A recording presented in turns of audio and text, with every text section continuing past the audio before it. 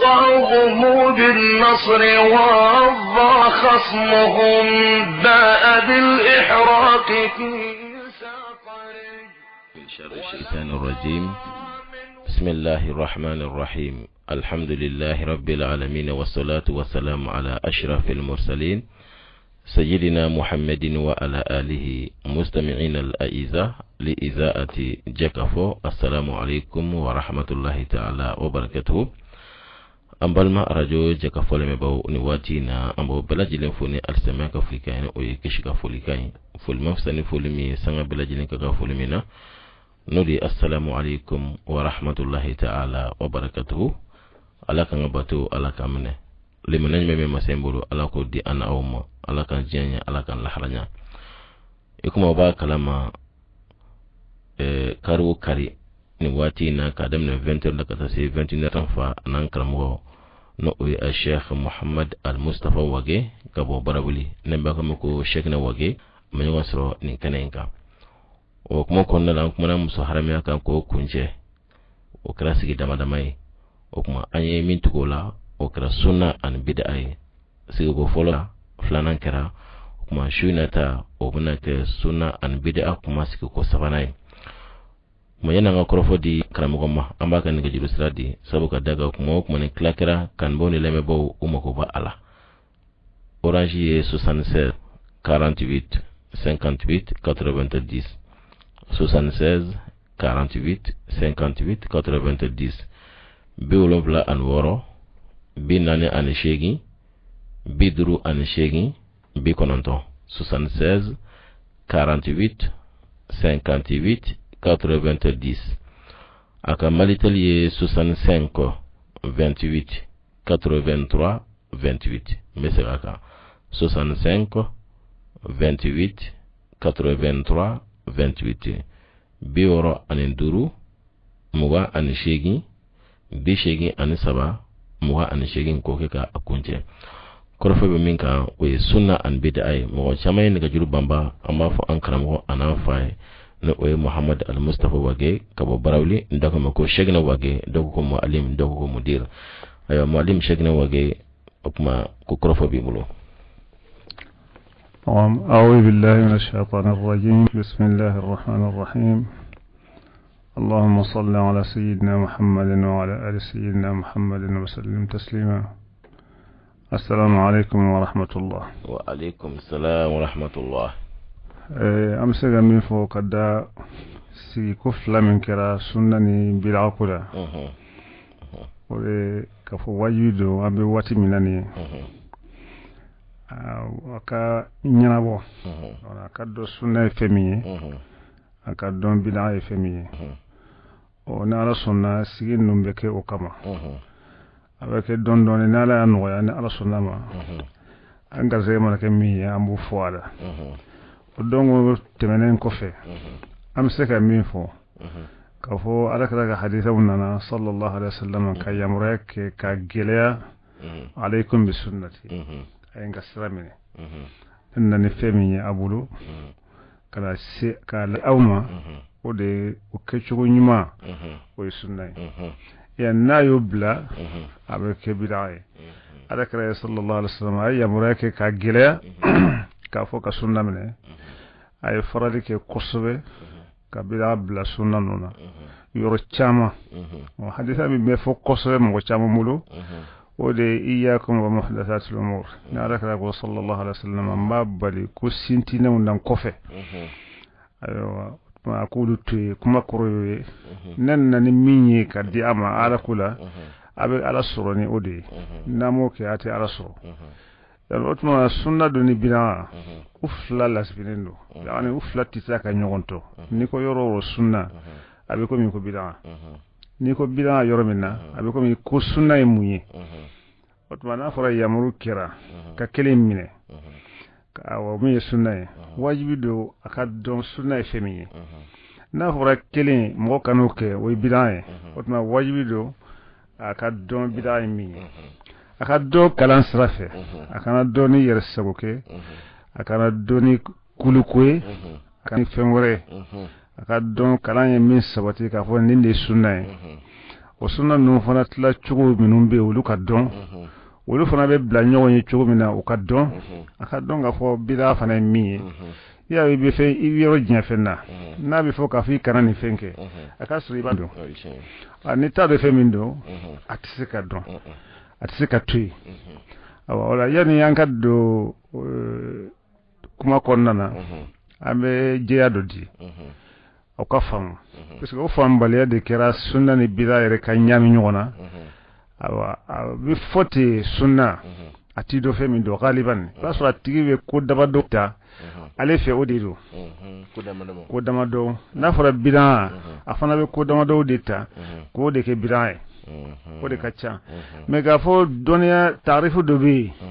fɛn dɔ bɛ dantigɛ a bɛ se ka dɔn nin fɛn mana kɛ tan a bɛ kɛ sunna dɔ ye fɛn mana kɛ tan a bɛ kɛ bida dɔ ye o tɛ mɔgɔ t'o fɔ galiban bɛɛ t'i dulon fɛn dɔ de la k'o fɔ ka sunna gɛlɛya ka bida lagosi i b'a sɔrɔ lagosi in yɛrɛ kɔnɔ a bɛ na ni bida fana ye parce que sunna dɔnbaliya ni k'i bɛ sunna lapasa i bɛ don bida kɔnɔ o de la a ka dɔn k'a fɔ alakira sallallahu alaihi wasallam a nana a ka fɛn jira mɔgɔw la alabatu cogoya jira mɔgɔw la ka ala dɔn jira mɔgɔw la mɔgɔ tɛ se ka ala sɔrɔ cogo si la n'i ma tɛmɛ alakira ka sira fɛ sallallahu alaihi wasallam nka a ka dɔn k'a fɔ anna kulla ma fa'alahu ar-rasul sallallahu alaihi wasallam laysa wajiban ayi alakira ye fɛn min kɛ a bɛɛ tɛ wajibi ye a bɛɛ tɛ wajibi ye ayi a bɛɛ tɛ wajibi ye sanko a toli na kɛ haramu ye alakira bɛ fɛn dɔ kɛ sallallahu alaihi wasallam laysa wajiban wajibi tɛ fiyewu ayi بل يكون فعله صلى الله عليه وسلم دالا على الندب أو الإباحة على كراكك أقربك أكنن لك ولا أدغرين له وعلى كراك باربتي ليس كل ما فعله الرسول صلى الله عليه وسلم واجبا حتى يكون تركه حراما بل يكون فعله صلى الله عليه وسلم دالا على الندب أو الإباحة وما كشين قد دلوا يركي على كرا يكوا هذا خطأ لأن على كرا ما كتا أوتما بلادو لا ويفلي بدي أي على كرا ما صلى الله عليه وسلم كفاك فهم بكوا أنا ندي أكسر جرانا سر نونجرا لتبكا كوي أما دولا مينيا كوي مينتا كوي فندو بي أيوك واجبته نيكو على كرا فهم منك صلى الله عليه وسلم بك واجبي وفهم منا توي بك حرامي ولا وفهم لا توي بك بلاي بيفلي بيفلي بعد يعني فانا انك دون كفوا على كرا صلى الله عليه وسلم اما منك وبلا يلين كيري تسيخ بلاي اما منك اي منك وبته واجبي فيو سانكو اتولينا كحرامي او وتسيخ ay min fana ama minke o fana ka fo ni yoke o fengo fe o binaye la ote ala karama fendo ke o beke o ala karama fendo ke sallallahu alaihi wasallam o beke atinya nama ke refana o chama be mo binte kalama kalan ko la o de to kalama no to tisi kay yere bo kono fiyo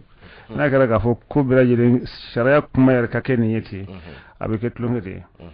ala kara fendo ke sallallahu alaihi wasallam ka wajibite sanko atole na ga harame abe kana ka fo akanendo wala ka fo adagalendo fendo bi ala kara mo ke sallallahu alaihi wasallam kanu ke to ko bida abete bida ay sanko na fo kana ke Allahu akbar ni kuma jelende kalan na ni manga nyami fiu ni ani be nyami wa bila ko ni sunna ko amana ni kalan amana kalan sarafe idan abidun fana ka ho wa anna kullama tuliba min al-mukallaf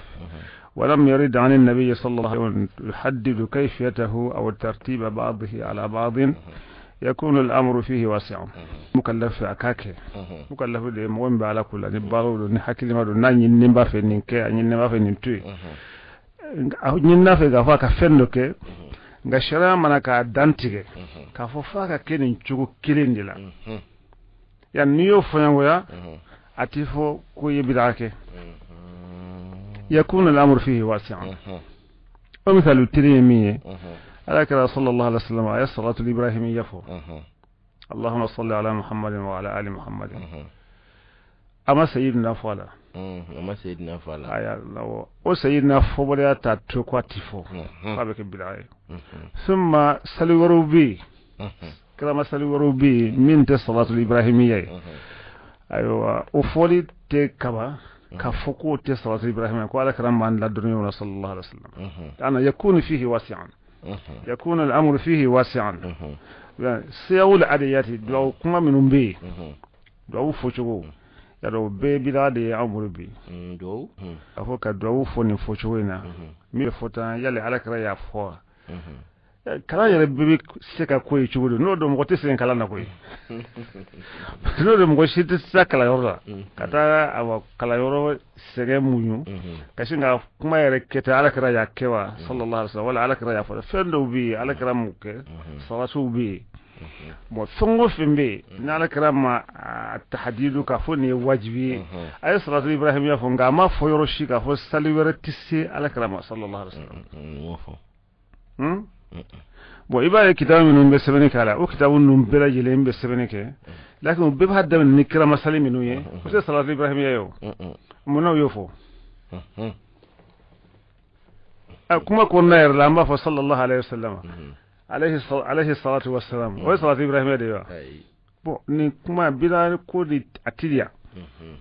fɛn o fɛn bɛ yen lam yarid عن النبي صلى الله عليه وسلم شيء يحدد كيفيته ولا كترتيب نيون كجوا دولا يكون الامر فيه واسعا يمنا كوكو كولا وبنبه يا فهم كسبه ما ورنا اما فو داودو بي وافو سيسا ني هفو وافو كو يلي على يا فوتاوا يلي على يا كوا يلي على كداودو هذا نمانغا فويا على ما كبا على ما كبا اتزكا كبا نالا كلا كو صلى الله عليه وسلم اي صلاتو كنيني اكنا صلاتو كني كوري ني صلاتو كني سيغوري ني نتي براجي تالا او بيسكو فو نو ما فو اتسكا فو باي فما فهمنا وتشو شالا سا الامر فيه واسع ما فهم او فما فهم بيتي نما دين نفا اي كالا جي سالولي يري من تمي جاهليه كونو سر الاسلام كان وسلمان ناني est-ce que ala kira ko sallallahu alaihi wasallam rabu kantewa yala ya fo qur'ana dotewa amo fo aya fo yelde ya fo ya ka salul ken ni ayo fo da ayo to mo tugora aya fo nyata ni flanka fo ya kuma tara aka salul ken ay na ke la côté otuma ne ko ka fo ala kira makke sallallahu alaihi wasallam u bishina ke bidayati ifilla anga mara kan salulu bawnan ka salulu krisi minum bambulu ala kara yu kewa amu ke sallallahu alaihi wasallam mo bese ka fo ko ala kara ma ketan otma kara bidayo ya otma bida dombale ya donna fembela atida mo mi yere makara ita dibi feminke parce que bida yere mo nyina na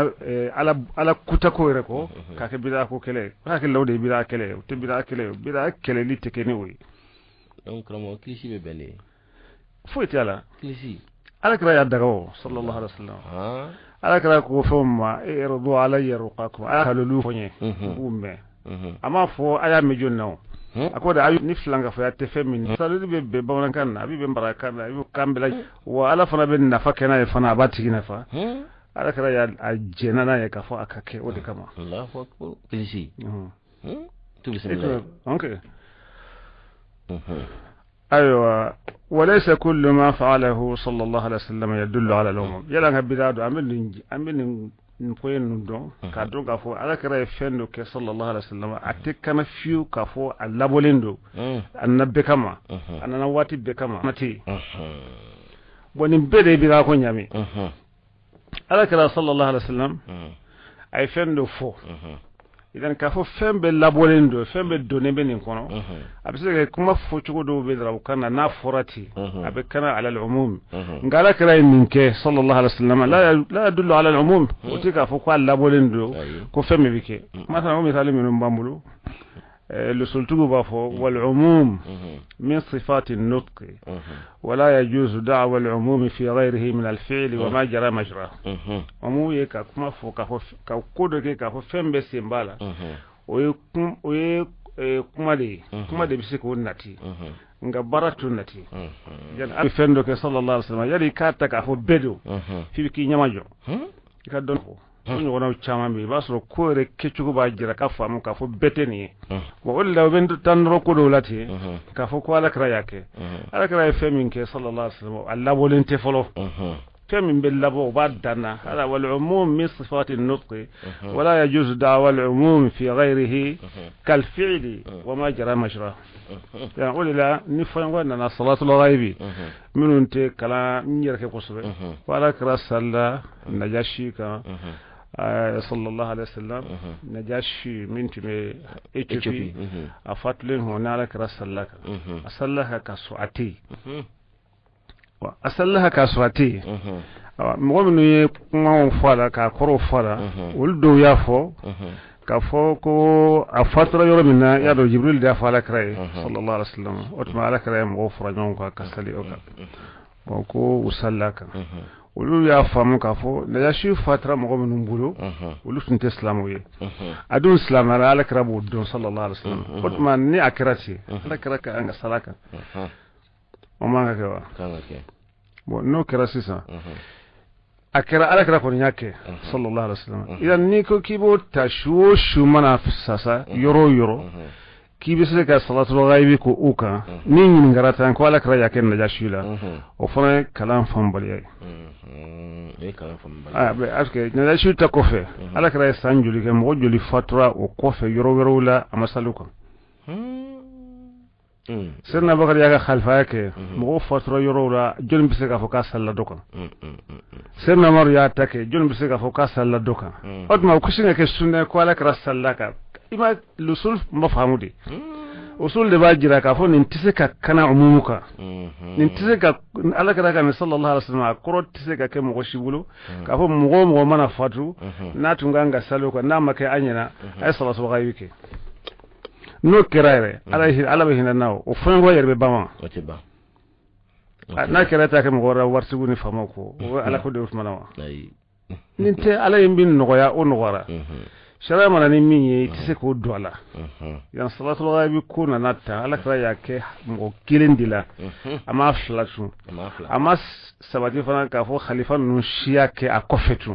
enni be sunna fo ikano falatu iba fo ala kra ko ni yake sallallahu alaihi wasallam lakinnahu la yadullu ala al-umum atikana ka fo bese mbala ani min kala ko al-ittijaa ba'da al-fajr ni rakat al-fajr sali ikadda ko ala kara tumbedda akinin kereka na ya rakat al-fajr sali kuma do bi na talaka sufe nafla parce que sufe nafla wajibi aleka sunna do moto yi abe dakilla fa dogo na rakat al-fajr sali sana ka so ma sali abe da kuma bala lakin atumbake est-ce que abe ko sebo tumbaka na fa misir kono no te misir do be ni suratu birila ani bene ka ko ni bene ka ambe man no ngama ambe man no fodo ko iturun folo هذا لا أتي كلام شيء بس كلا كرات باكي أقول مين من الجميع يبوك ولا كرات باكي سما كده مسير كون على كرات كوي شامن كون مكيو إبيا بقوله كون مسير كون كوي شامن على كرات موكي مين كديه كنا نكو كرايتا نتن نتسق كم مغشيك دلوي كفو على كرات ياكي العموم من صفات النطق بس حقيقة كفو ولا يجوز دعوى العموم في غيره كالفعل وما جرى مجراه لنتوليو أي والشسك على كده خبروك عامي على كل الناس وفي كل الأحوال وعلى الإطلاق والأتسقك أي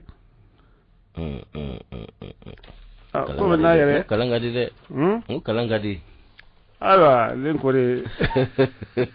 wonin ko ne nu chamon de biambolo sisa ala kra yake abeke sire ala kra make kaso kanga ke ko sirate ala kalanti famuyenna kalanti sufe kumay kalanti misir ko kumay kalan ro kumodi abetta kalan ro la kitabu fana kono wole kama ankara motu mba fanya ala ka himno ko ikana fo karamo kuta kana le ka kuma foroshi ala bisika fili afo abe kitabu ne kwa ya redde kitabu ko natala wala ni fo fo ala afo ta kitabu takana ta kitabu takana barko kuma teo le ni min flene ka fo ala kala ka baro sallallahu alaihi wasallam la yadullu ala al-umum ko tisika wuliyo adma ni dalin ne de bila wote sunna ko ko ne bokato kala da sunna ko fana ko sunna ko te ala kala ma fay ka kewo ala kala yere de bakke ala be shi salla abe tahajjud ka ne ka tahajjud te kilinyi abe kasno woni kasno wote kili no dar na fara ko tumedda ebida misirtu mbo ale ka solade abse ay fangale misir ko no fangale meso ko be da salama kam misir la sali woro kebti da ci gudmi hakli rebe sonni ma ni be dara misir da be moy abake baray akatla ko jate ko fara sunnaka sunnatu ay sunna ko ma famu ha abse ka famu chori ati famu kalambale alo yana wotuma wodanga min be nan kanga o fara kan sunna ko ni bida kula ala ko qur'ana kuno wama atakumur rasul fakhudhuhu wama nahakum anhu fantahu ala kala manana ni miye akumine qur'ani amana fa ka minke amana mingira ka fo fenketay ayoke ay mana faraka wo femi ma fantahu akotu yan otman ni fana mo be ma fa ka fembe ke bidaye mo ko reta do man be minke parce que ne ko be kara bidaye barabe mo ko no ko islama min yere do abejo islama be bla retari badila fo tisga nyabo ni ko femo fe nama ke ala karanya sallallahu alaihi wasallam eta anyintu ne ma do bina femin tuyo woni bina jwati wula wa ko ay ko bila sharia de do bila sharia e be de minyo de bila sharia we bila de ti dan bila korowre tala kira ala kira ko fe sallallahu alaihi wasallam bila ko sane ala kira ko kadwala femin dabne na atunti yan ni sharia ko do sa adamne na sharia ka suro ala kira make abi kode ma korre yana wala kala nan femi ayo mine aya faraka wo femi ma ayo tuye yana usman ne ni fasare laje abi ko sabade ala kala nan minni ka fo ayo ke sallallahu alaihi wasallam o beke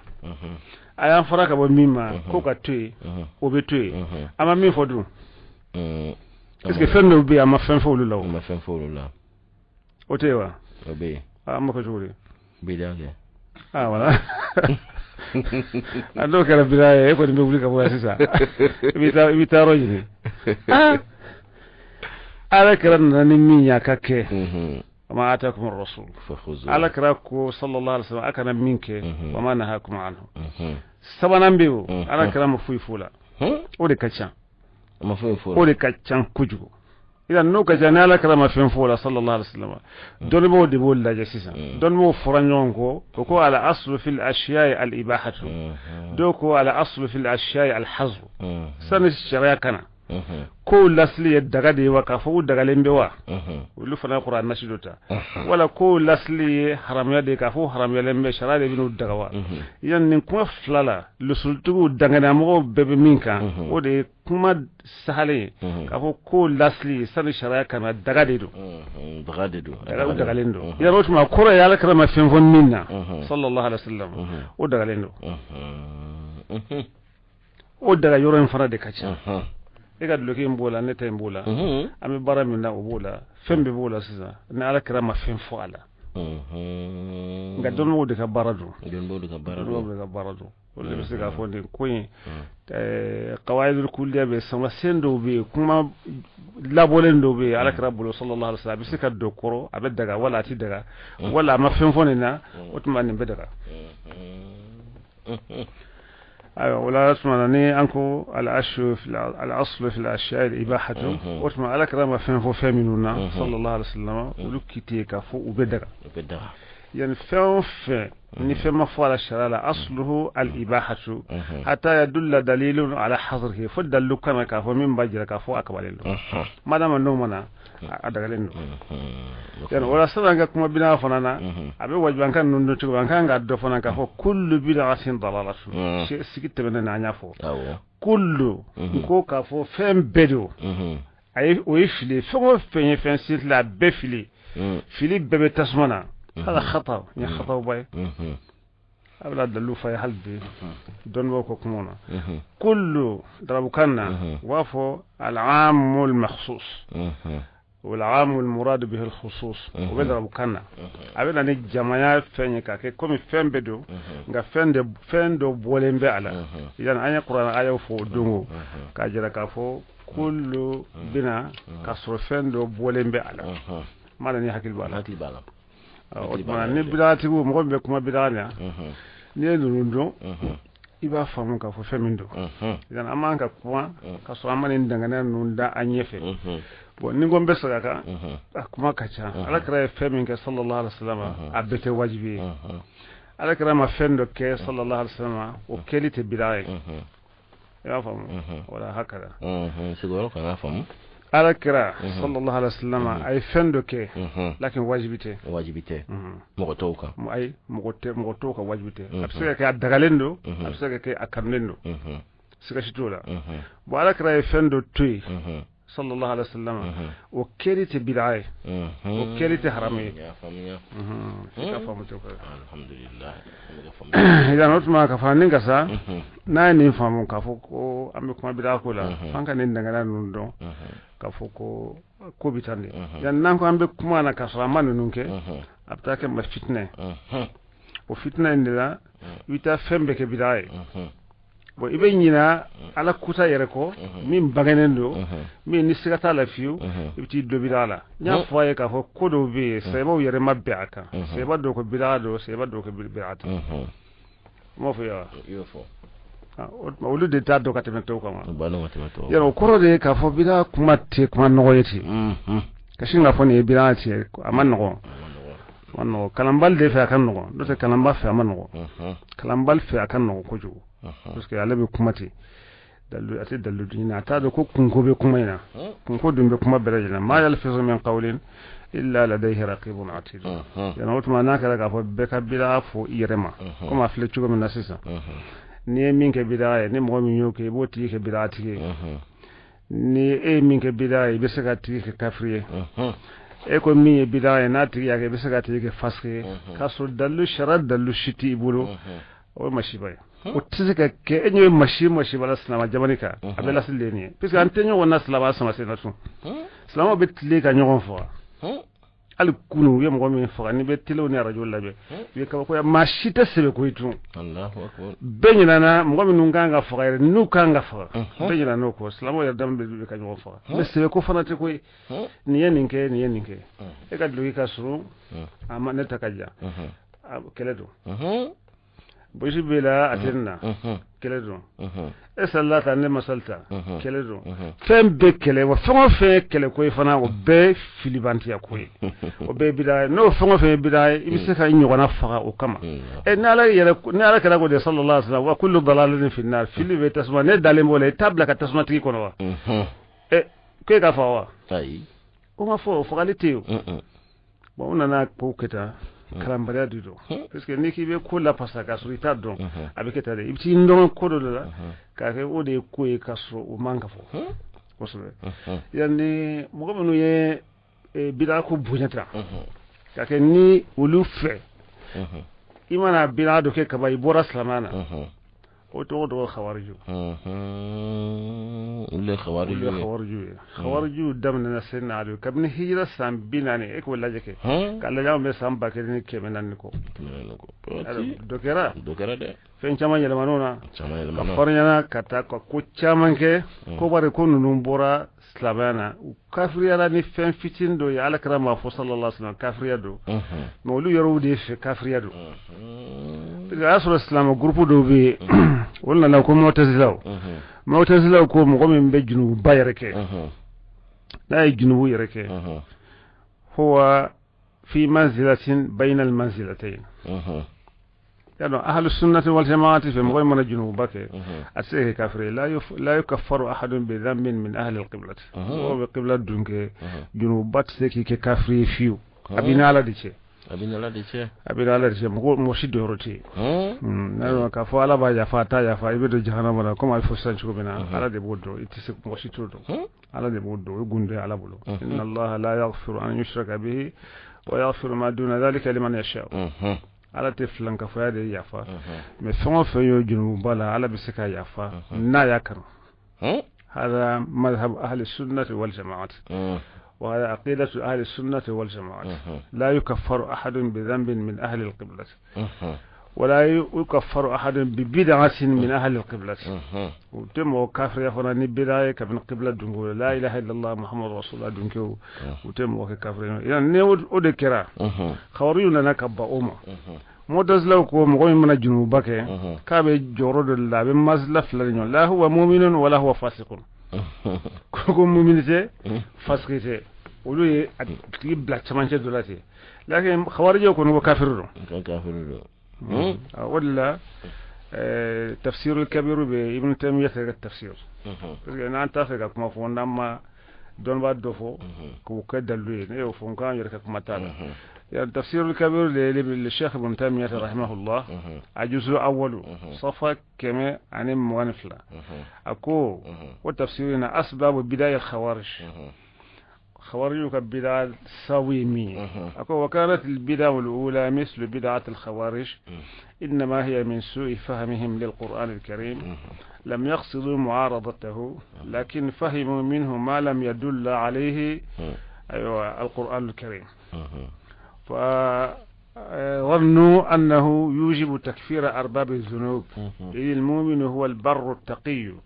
قالوا فمن لم يكن برا تقيا فهو كافر وهو مخلد في النار ثم قالوا وعثمان وعلي ومن والاهما ليسوا بمؤمنين الله أكبر لأنهم حكموا بغير ما أنزل الله يعني خواريو ديني فو بنتم يتككم ودو بلا فلفل من نسلمانا ودي كافر بلاي خواريو دي يادمني بتا تنتيو اتنبي ني مغو كچو مغو منا كچو ناكو لا اله الا الله محمد رسول الله اتوبي على بولو abisake fasio abisake kafiro femenu be mo baslamanu lufuna donendo lu kene kan kodi na yo duddeke abake murtaddi wal iyaz billah ngat madama na mo ke na ba hakil dila awa abadni ala chete idun rotala o de tumbi ne khawarijo ko ulubina ke fali utugu kanga fade yani ko ibn tamata yode fo ako wili bida fole min bangena slamana ale de ka jugu bida be slama donen go slamana ka bo slamana bar mo min mala fo la ilaha illa allah muhammadur rasulullah wa qad asaba damahu wa malahu wa irdahu wa hisabuhu ala allah mo min ko la ilaha illa allah aya julim batanga aya kan nafulut tanga aya manku tanga akol shirbi ala defe ala madin yara joro idan nimbida nane خواري إسلاما بك كفرية وكو ثبت عن النبي صلى الله عليه وسلم أحاديث صحيحة في ذمهم والأمر بقتالهم يعني ولوكو جنوب باب مغو كفرية ولو يرفع جنوب دودي بي ومغو كفر هل الناس تقول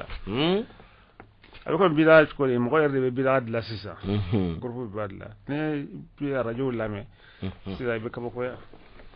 بكبكويا قصر يبادو كلام يرى أتيك فوني كلام حكي الله abeka fone hakilla warde yan khawarju ko man lam yakun barran moy man nama ke mo sebe amata ala isra bay fa huwa kafirun ولو فنا كالا سنة دي دوكوي يعني كي يدا بوشيتي لا كافر والعياذ بالله وكي كدلو فيك جا كافر والعياذ بالله الله أكبر ها قصبك مغم بفريا سنة علي مغم يسيبون يوشي يبقى كافر فهل تادو كجوي ويوسكوري وكو عثمان سيدنا علي وعند سيدنا عثمان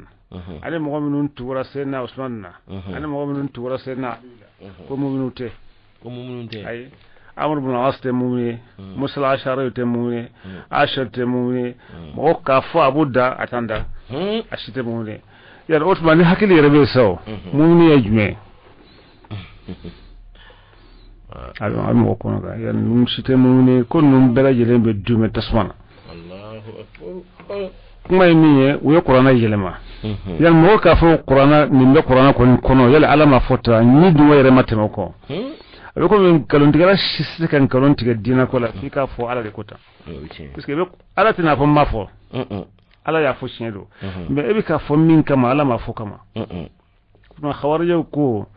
ko inal hukm illa lillah ko ala ko kiti te mogore tay fo ala ya not mago senna alu janaka kiti di mogore ma musal ashari ni amr ibn al-asma ko mo boras lamala nidna ma do koy كسر على كتي سمكتا دانف ما يرچما يحكم به ذو عدل على كتي دان نفينا كبا من لم يشاء الله له نورا فما له من نور يبدل بغن دي يباتي فواه حكما من اهله وحكما من اهلها وتيوا ومن لم يحكم بكتشان كوجو قرآن كونا أبي حكم دمبي كتا دمفيما مولو كسينا عليه سنة نما قد ما يقرآن نسي سوسو أبورا إسلامنا إذا مغم وصلنا كما ما كفر سيدنا عليه جماعة باين بي أبي كفر يرى نو بكفر بكانغا فقفنا إذا نوتنا بنت ميدك أكون عندي بلا فلفل من بغدا إسلامنا فكفروا المسلمين الإسلام كافريا ويوجدوا دغا ويكن نفلو تا كو حديثا چمن ان على الله صلى الله عليه وسلم من باجرا كفو خواريا نوني كافريه على كرا يامرك كفو ككله كفو فنا قال الإمام أحمد بن حنبل رضي الله عنه صح فيهم الحديث من 10 أوجه ولهذا أخرجها مسلم في صحيحه وأفرد البخاري قطعة منها وهم مع هذا الذم إنما قصدوا اتباع القرآن فكيف بمن تكون بدعته معارضة القرآن والإعراض عنه وهو مع ذلك يكفر المسلمين نيه ابن تيمية كمالي أكو أحمد بن حنبل كو على بمنك مذهب لا بافا يمسك أو كافو أحمد بن حنبل ولي مذهب تقول أن ناي على نانو بكوفي nga ibn tamata na kalam bayimbe abe ahmad bin hanbal kam mazhabi dila atikiti shitiga ka kitabu laye ale ba faale hanbal wi ibn qayyim ba fa ambe hanbal kuma mun no bosisa wuluti hakili kuma yo lo da hal ni hakili kuma do ere nye bala wulu ko mun ni kitabu no la itisika kilin kalanka halal kalan ital rabu kan raddo wolu ma somimma ebis kanga sono wa ay fiu wala wode do wode be وأكو ابن تيمية وهم مع هذا الذم كفرني إلا بشركا بس قالك رأوا إلا بشرك إنما قصروا وليالك أن يدكوا بقرآن دي بشو ويروف بقرآن ديكو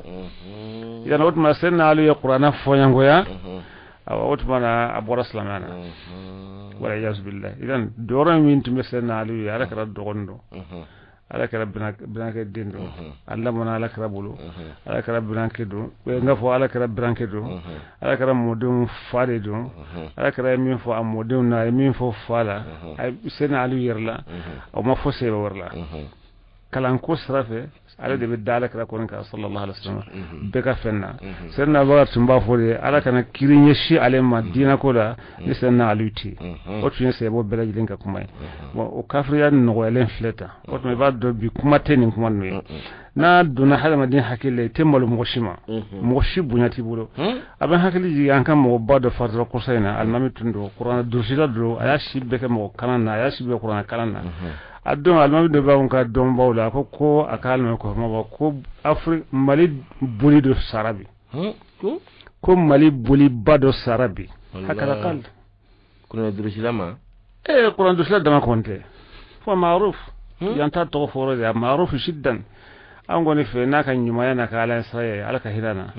male ba fa ka mislam goye ako buli bado sarabi Allahu akbar ya do ko buli bado sarabi ko buli bado sarabi ya do alaka hirana tiyo buli bado sarabi ya osma ngo mo fo mo ma itisaka itisunga tigi fakawa ebsunga tigi fa otma ambe fali ko ngan no yan fe an ka ala barka da an ga to fana barka da note saba nyamina de saba nyamina parce que mo do sigire men ko do ye hagalan ko ju ni che wala ko chama mina sani hakilan non diro masalan christian flen ala ko christian wa kula ya ahlal kitab تعالوا إلى كلمة سواء بيننا وبينكم ألا نعبد إلا الله إلى كلمة سواء بيننا وبينكم ما من كاكا أوني أوشي وقرد عم بين مفندكم أنا فوي بتونا على شيء أنا أونيونا بسلمان أنا كوكا بتوكرو تنا كوكا نفرو تنا كاجرايره وكو مسو فردي بدرا كاجرايره وكا دوني بدرا فوي تولا ngane Allah yesi za uluka egrezu chilu ni fon chili kera slama ya doe katlaka ule ke ala kwe et comment voilà ce mot aux femmes donc islamien c'est chrétien musofru okay okay wal muhsanat min alladhina utul kitab halal lakum na sa kan daga fani ba adum ibe ka duni bedron la ka fen bedron kitabu jiginen kitabu ala yo to fo ya halal kitabu dio kitabu dunki o le ulli manara men fen do min bora sanfe ikala min be kula salama jamanu do ka bi ala ko tew ay ni abora nyero li nyonche wote ala ko e atara do mo woro fona abitin dio be tieni be yada ka tafede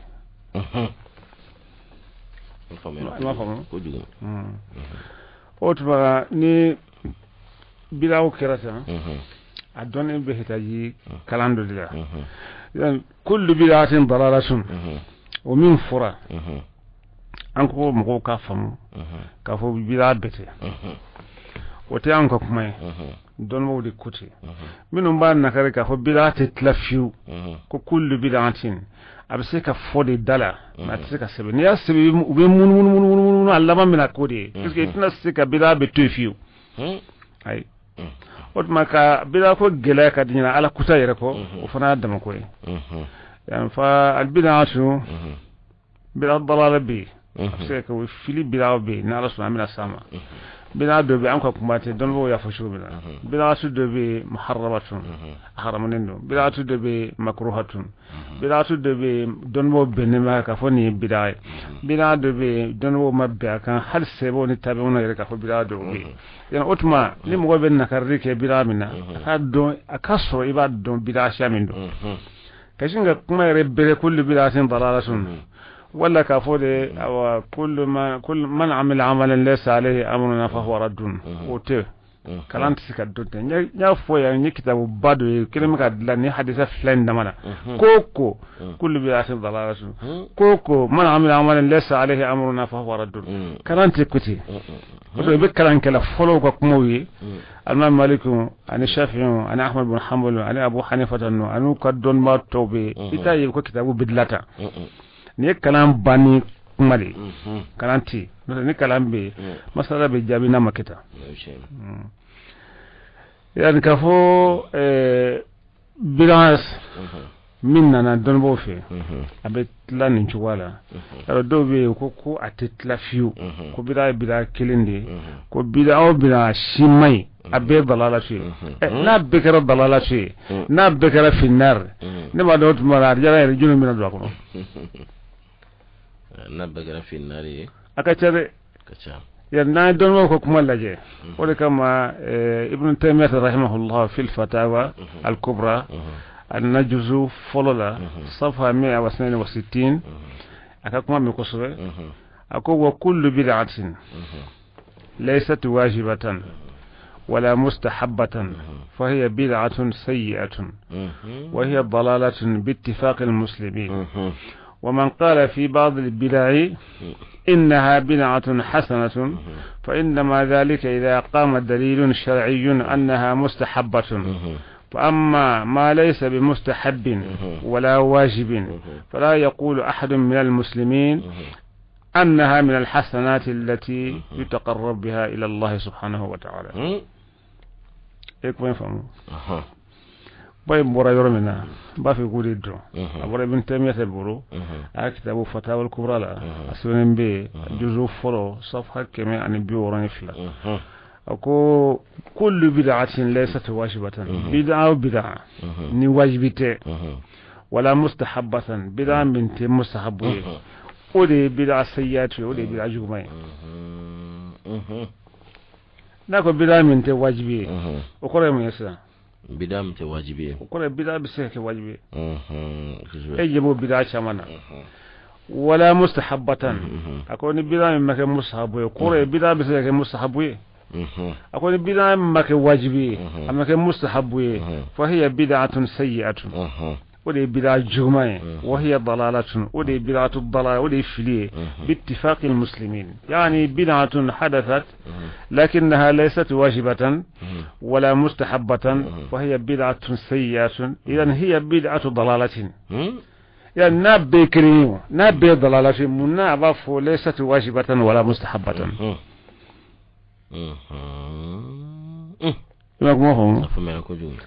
إذن ومن قال في بلاد بلاكو هلسا نمو منكو بلاد لك فبلاد كاين كوبنا دي إذا قام دليل شرعي أنها مستحبة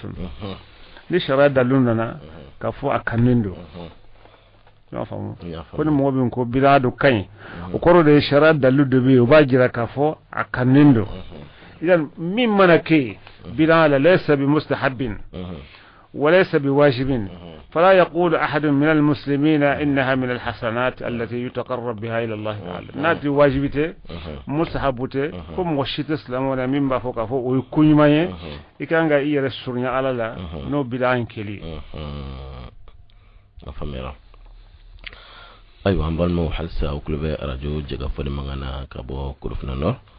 مامي بولو بن نغلا وي محمود كامراي مامي بامبلو كرو شينا وي انفا انان كرام وي محمد المصطفى واغي كابو براولي نامبي كامكو شيخنا واغي دوكو معلم شيخنا دوكو كو مدير abala ka kuma femin ka oye suna de anye sigi ko folo ke ka flanan ka shuna ta oye sigi ko sabanai akana ga jiru 76 48 58 90 76 48 58 90 Maritali 65 28 83 28 Pona Mahmoud Kamara ibi bolo ma doni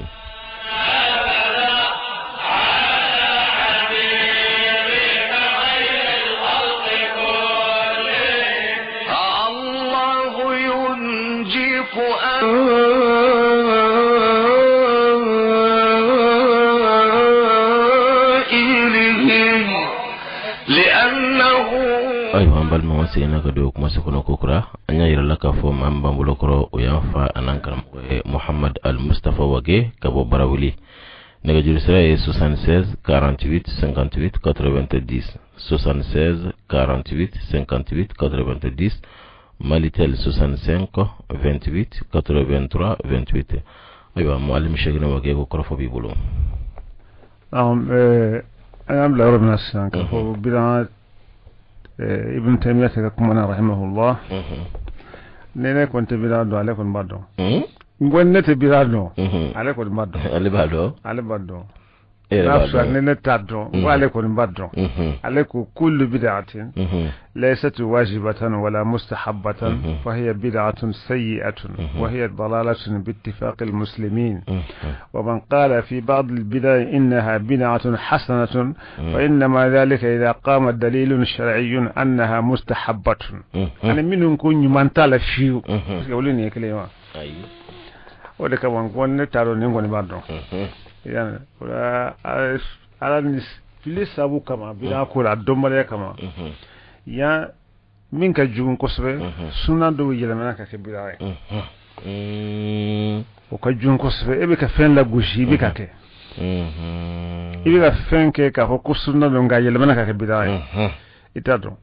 ممكن وكتشان كسبة أنا كبيرة سو كمان يودي الله أكبر أيوة هذا من أخطر أنواع البدع أن يكون أصل العمل مشروعا لكنه يصير جاريا مجرى البدعة من باب سد الذرائع وهذا الصنف من البدع منتشر عندنا جدا جدا جدا فين دبي الأصلي رسولنا ما كيشو يا يلما بيو كبدعة ولي بلاد الجومان بيري ولي حكي لا يحسبون أنهم يصنعون برجوك يحكي لك وبرنيمان وشامان بي إبا كان السنة توي يعني وقت ما عليه جوار بلا غوانسان يشي دبادو بس إبا دمي كتالا كرام صلى الله عليه وسلم كسؤالك ركوتي يعني دون ما يمين فولا قال الإمام الشاطبي رحمه الله أنا في كتاب الاتصام جزء أول صفحة كمف لن بسيغن دورو أكو ومن أخطر أنواع البدع أن يكون أصل العمل مشروعا لكنه يصير جاريا مجرى البدعة وبيانه أن العمل يكون مندوبا إليه مثلا فيعمل به العامل في خاصة نفسه على وضعه الأول من الندبية ولا يقتصر العامل على هذا المقدار لم يكن به بأس أما إذا جاء به وأضاف إليه من يعتقد أنها سنة فهذا فساد في الدين عظيم لأن اعتقاد ما ليس بسنة والعمل بها على حد العمل بالسنة نحو من تبديل الشريعة ya famu ko min ga jugu bila da juguma be min ga juwa to be ba soro bara bin be ka ke alasli dagalendo asul amal mashru lakin abina ke bila sire ko abike abi soro chubina ba soro kuma yire nyinde be ife kake bara min do ibake mandugu da kanendo kake mo be se ka bara ke da iyere kunna fi khassati nafsihi ko inna na chubina ka to akanembe wajibite kanude abe fen kofe anyinembe nakadi kake o chababe ala batula bona ala kra yuluke sallallahu alaihi wasallam ateke wajibi ko ala kra yake ko chanko sobe abito kanina yani ko ni barakala yake kadda o hakela ko basitola abike mandubi achula ko ngani barakala nanani ayi mo do faraka mi hakela ka fo wajibi do ko tuma kra chene dina لأن اعتقاد ما ليس بسنة والعمل بها على حد العمل كفسر كفر السنة كسر السنة كي حكي لك سنة دو نحو من تبديل الشريعة والشريعة فلين دو الشريعة كفر رب داي كسنة داي يعني أتما السنة ناتورا تشغلا أو السنة براجبولا نين نانيكي تشغوي كفرها كاتم السنة كوكا أكرا يشريعة فلين ishara kadi min ta ishara o fendo de ko farrado ay fendo de ko e manga dokundola imanga dobla don nona imanga fini do dokana min ta ka fini kama alladhi taqala fi al-fard annahu laysa bi fard aw fi ma laysa bi fard annahu fard hasa ibn shatibi bi kastaraka ako bi ka wa abina fo mo mi mana fenke fardai ka so farrate islaman nani fende ciedo ka yini ngama ke fardai يعني ايكو كي واجبي ياك اقرب الايه ان الفم فنا ليس بفرض اعتقد في الفرض انه ليس بفرض مي فرض يوجي كفو تفرض فم فنا تفرض حكي لا كوي فرض ايغا حكي لا مي وانه فاسد كون تشينبه ننتيا اكا فهب العمل في الاصل صحيحا كو بري ربما لسل يرى برين كي لكن كابو برين نرمين كما شرا يرو لا دلب الدائر من أمية كانوا كابولا كدورة من إفساد الأحكام الشرعية وإشراكي توشيني شراكي تدور دوس قبل دورنا مكروه ما جاي تشوفه مكروه ده تسيك حرامي أفهموا سنة فنا ما جاي تشوفه تسيك فرّا يعني أتمنى أنفه سنة شمان بي أكرا بداية خلافة تلفيو ومن هنا ظهر عذر السلف الصالح في تركه سننا قصدا لئلا يعتقد الجاهل أنها من الفرائض وإن كما السلف الصالح من يعلك رأي صلى الله عليه وسلم أنه يبو يفين شمان توي سنونا يلي الجاهلي كان جيكي كافوا أكرا فرضي ما فهموا o misalu caman be na asuna ma darsule amino misalu damado fo aka famu fen lasli sunna nga kechugo ballendo parce que kechugo ba ke bidaye otmaniya bidala manke kay hakilla yesunna de ke ala tabdilun li shari'at afamna otma fen de be lasli re sunna kechugo ba ke bidaye bo an ko fana o bida de kacca an fe bi kuju amma ken sunna toye nga sunnati tu bidano kosobe mo sena Abubakar radiyallahu anhu sena Umar ibn Abbas biska seba chaman tofo ka don ba chaman tofo minu yen sunna kalte do tu ba nanya ketu mo fleka ka bida mo fleka wajibi ambulu anya tu o chaman be o mo kangi hakrisi ala kosobe e be girne ko de ko sunna do ga kera bida yi bulu kosobe kwacha o le ka chanfe kosobe puisque amba sero dola atisi ala masi kramasi sallallahu alaihi wasallam dan otba ni ninkera mo bin tamashe ni me fen nakare kaddo fendedo femindo ni be yamra ka da femma kaddo ka sriba do ka fo femindo otma ni be bila lagushi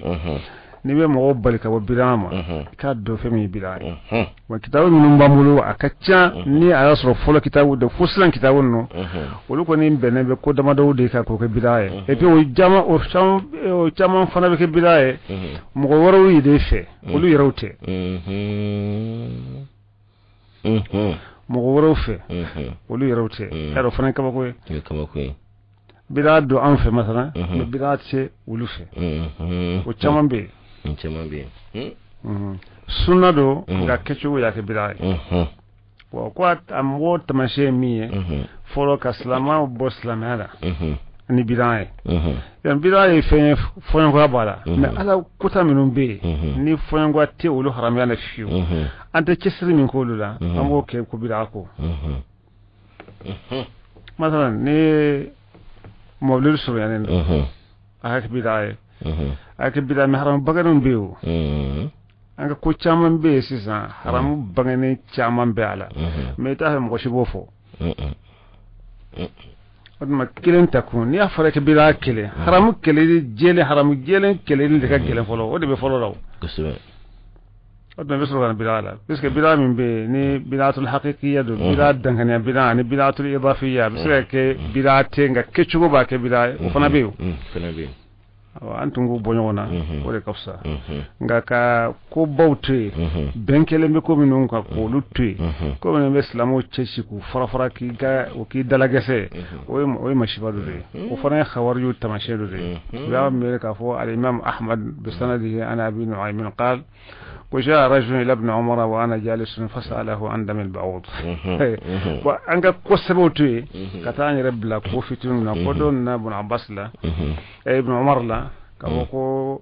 كاسو أتيكو نين ابن عباس نعه ابن عمر سيلمي كبني ولا دون ناوياني نعوكو ابن عمر ما كواني سوسو منا مغوكين سيسا أتيه مغوفين نوا أجولي من كرافينا يلو كتير مي yalla bi siga salna yo wala siga salna yalla sofe do wala sofete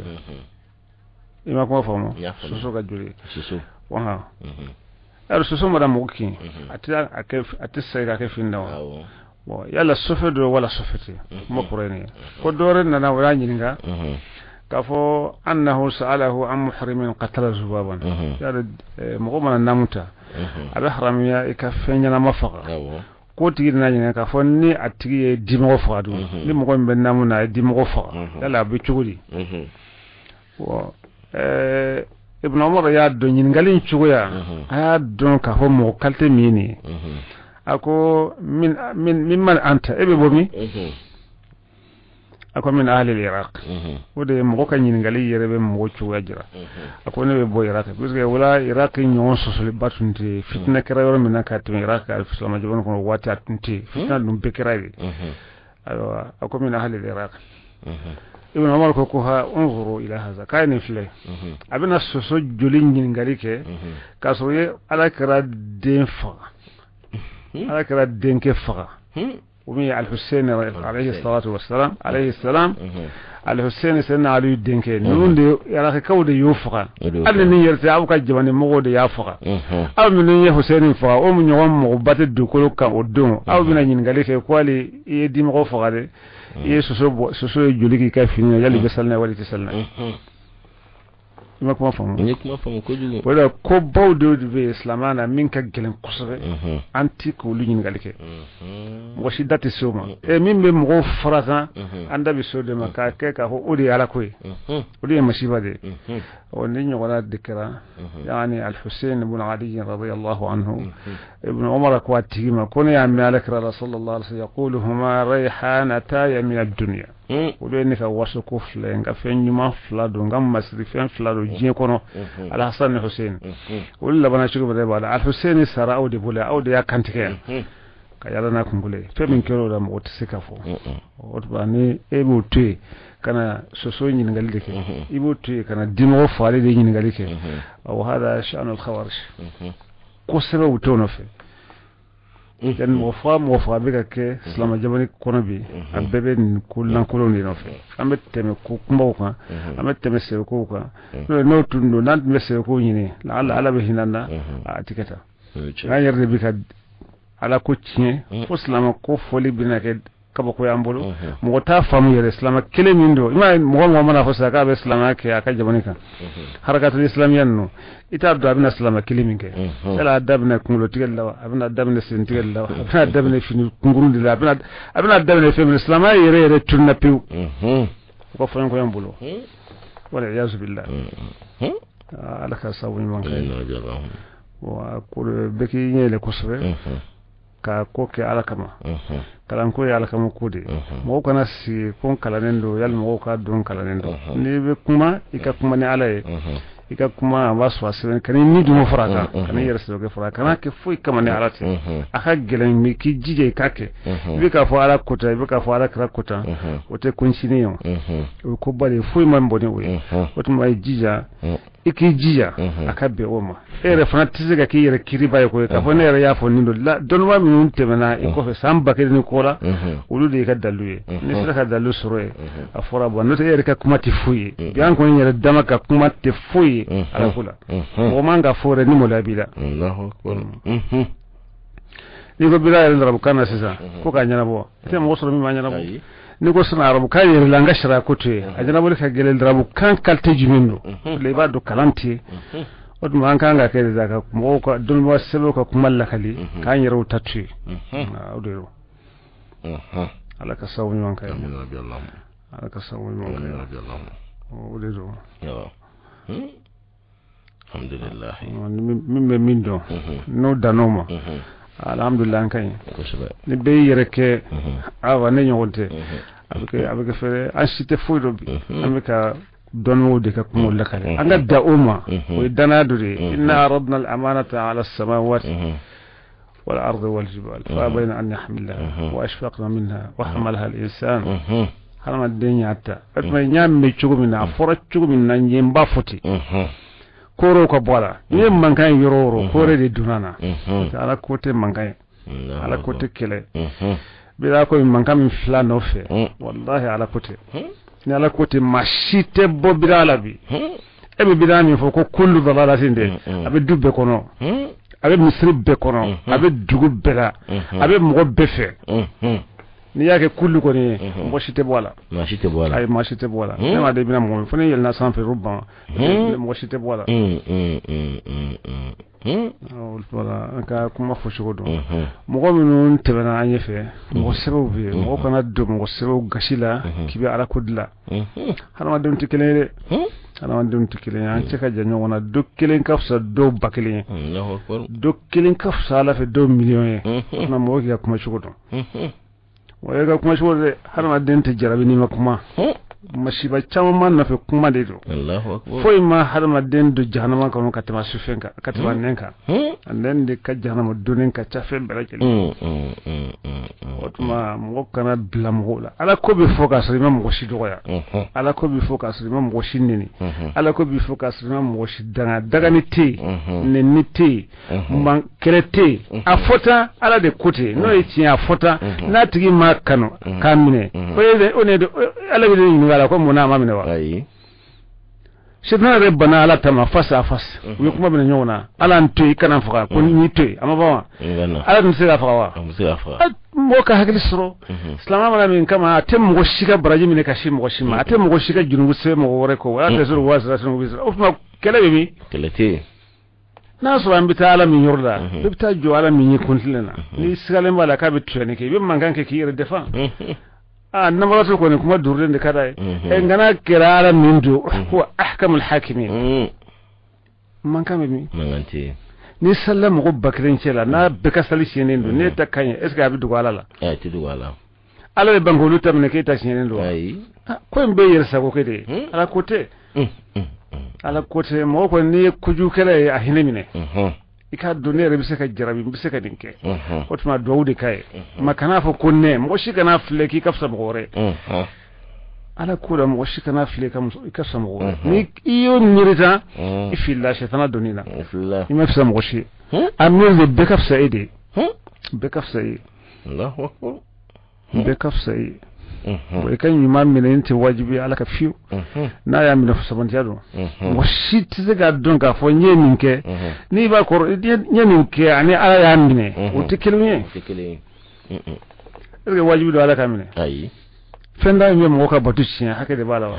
man amila amalan laysa alayhi amruna fa huwa raddun o te ko shi ko ni wala koyo o ko be de koy hiji bula jaka bula sumbula salibula sinji tugu bula furunya hake bula fende bula ni fenke min ni ala karata de be sallallahu alaihi wa amruna ko ala karata de etateo e kana he ko bani etama be o de mashibaye etat ka fuitara ni ambiri kitabara ifilla yire ne wala yaz billah لك سوي من ربي suna takira an ga sunna siki ko sabanai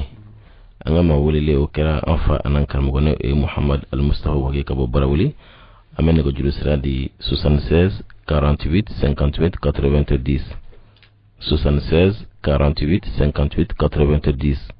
maliteli 65 28 83 28 ala sago karamo na ala sunna dimashina ta aminyo wasira ko ala sago ko o fana be chugodi baka pore ya mun de kitabu ko yo ala sago awale ayemi kana futala mu futa mbala bo ala sago ibonya balawo bonya fana ya ta de ala ibonya tuma mo de daga bonya tse fara madema bonya tse fara madema amma ba tifala mawa sago fana sago te kafu ye dalike wali be fali ko sago e خيارته مغيرة خيار بدي هذا مدينه اختر خيارو تمام بيمين بفو هذا مدين كو تمانا لك الخيار نياكو ونعلي وما كان للمؤمنين ولا مؤمنات إذا قضى الله ورسوله أمرا أن تكون لهم الخيرة من أمر سقوت كوريو سقوت بهذا مدين سقوت بفعل تكافوني على توفور من الثاني هذا مدين توفو كل كرف لك فوي ويك في البنتاد وكلنا فالين بولو أبي فهم بفو هذا مدين ما أبي فو أتو علما وتكافي على ك هذا مدين نقولنا ولا يه هذا مدين فرع على كوتيو ولا عندي لك الدنيا بما نكار رجل لكو كفو مقام كريم كو كبالين كو بركو كريم يا على توي إنكو أفله ننتكرينيو كريم من بفو علما أنا كريم من بفو حرم الدم أنا علي يتعالى تويوا على تفعلم هو ولي يتعالى تويوا ولي يتعالى تويوا أتفو حرم الدم هو ننتكو كلون كنا كيكم على كوري نكمن نند ننتو ننتفوه أي ننت تفيد كوتني يفيو هاي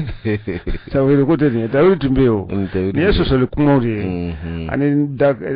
أفرك من نتوي شغالة ترك المراء والشدال في الدين dalu kuma shitin nuna kun yarda nuna Allahu akbar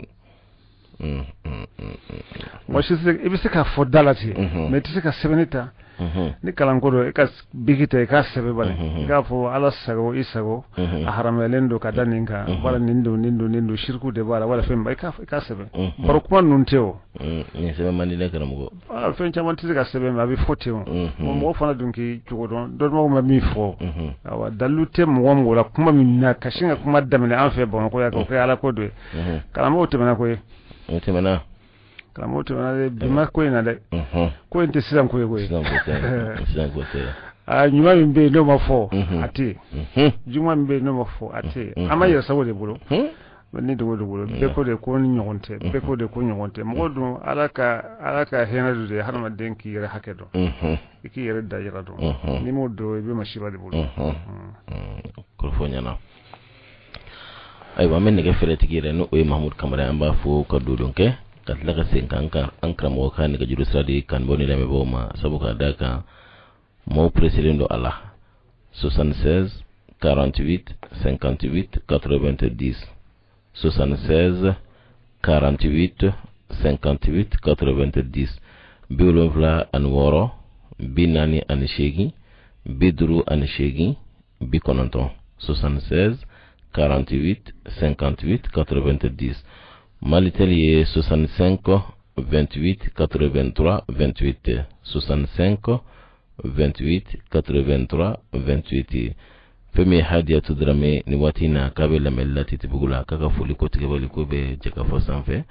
Muhammad Famanta Kalabankura terminus ko be la jele mella kambu fo ko gaddo don kuyi Abdurrahman Kure kama bangona razele ko be la jele me fo ko gaddo ka oyi Femi Fantamadi Keita alebe Almain watina afana bella melila okman alaye di machine tayra insha Allah 20h katabla 21h30 la anafa anankramo no Muhammad Al-Mustafa Wage